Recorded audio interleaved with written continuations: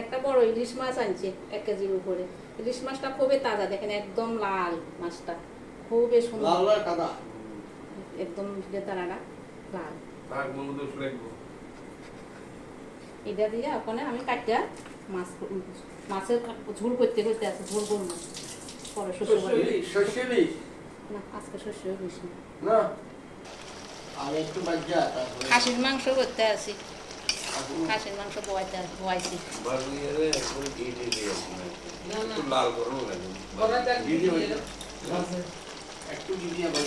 আজকে আমার বাড়িতেও আমার ননদ আইছে, ননদের জামাই আইছে, ইলিশ আনছি, খাসির মাংস, তারপরে কাতলা মাছ, কাতলা মাছের মুড়িঘণ্ট।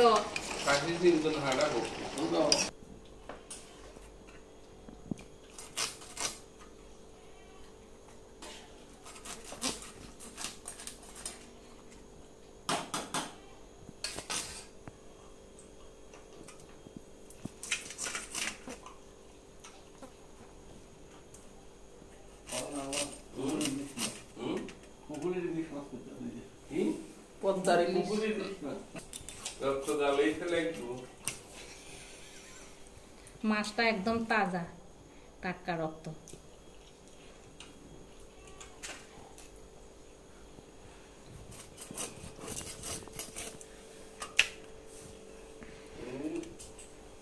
মাছটার মধ্যে ডিম হইয়া গেছে না।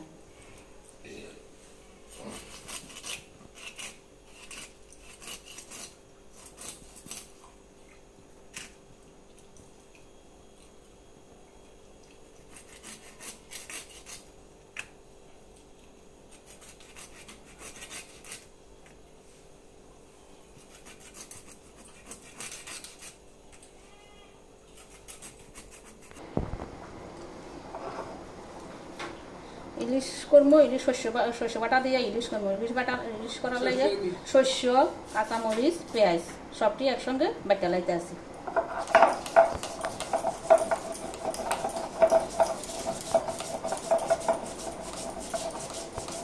আমি কালা শস্য দিয়ে করতে আছি, আপনারা সাদা শস্য দিয়ে করতে পারেন, সাদা শস্য দিয়েও ভালো লাগে।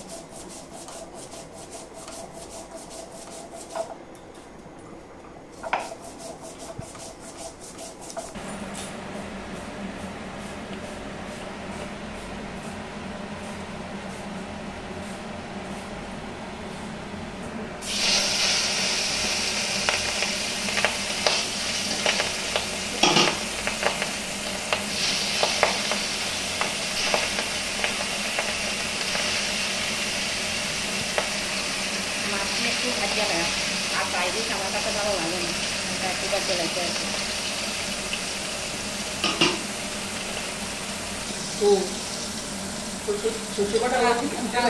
আর মাছটা না বইয়া গেছে, মাছটা নামাই দিতে আছে।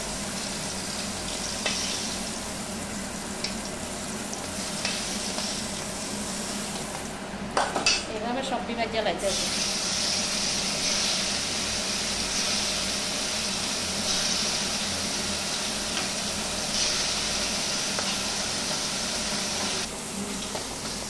হলুদ,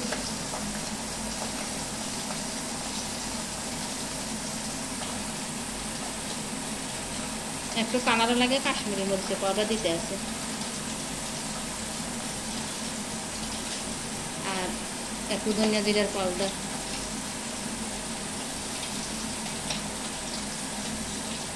স্বাদ মতো লবণ।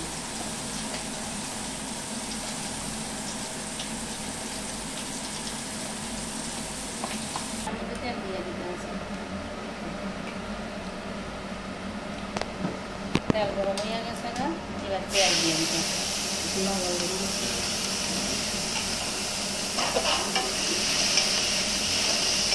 পেঁয়াজ দিয়ে একটু লাল লাল করে ভাজলাম। শস্য দিলে আবার পেঁয়াজ দিয়ে একটু নরম হয় না, তখন আমি আগে পেঁয়াজ দিয়ে লাল লাল করে ভাজতে লাগতে আছে।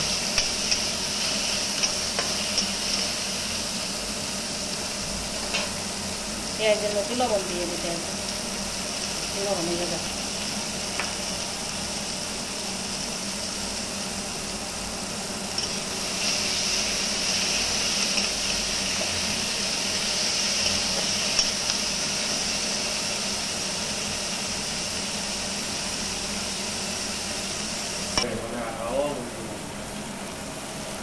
এবার এটার মধ্যে কাঁচামরিচ, পেঁয়াজ, হলুদ আর মশলা আর একটু মরিচের কাশ্মীরি মরিচের পাউডার দিয়ে এই দিয়ে একসঙ্গে বাজিয়ে লাইতে আছে।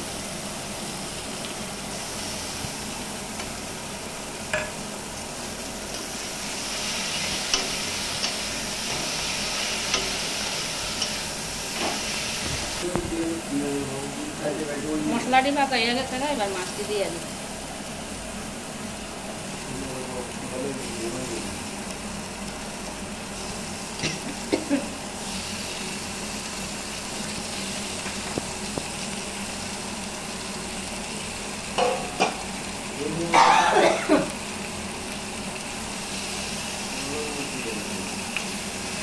মাছটি দিয়ে দিচ্ছি, দিয়ে এবার সর্ষে বাটাটা দিয়ে দিই।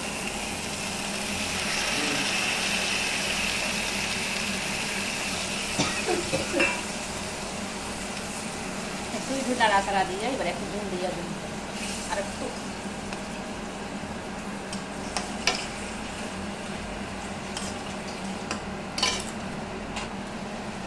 পরে একটা কাঁচা সিরা দিতে আছে।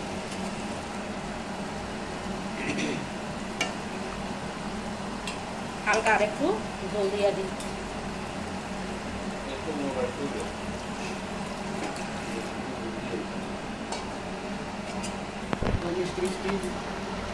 একটু চিনি দিয়ে দিই।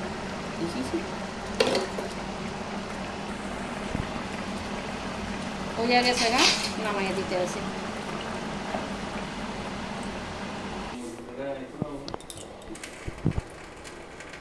হয়ে গেছে গা, এবার